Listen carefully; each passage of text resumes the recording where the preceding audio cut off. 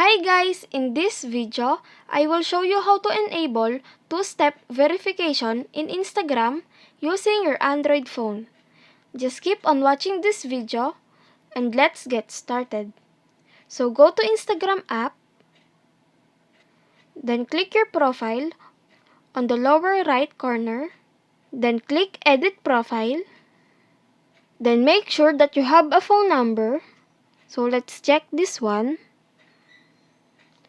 Now, let's go to settings by clicking these three lines. Tap settings, then tap security. So right here, under login security, click two-factor authentication, then click get started. So choose your security method here. I will choose text message. Then the confirmation code was sent on your number. Then click next.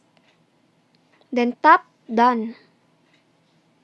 To recover your account, if you lose your phone or cannot receive a code, you are given 5 recovery codes, but each code can only be used once. Now, two-factor authentication on Instagram is activated. And that's it. If this video helped you out, please consider leaving a like and let me know in the comments if you have any question. Have a good day!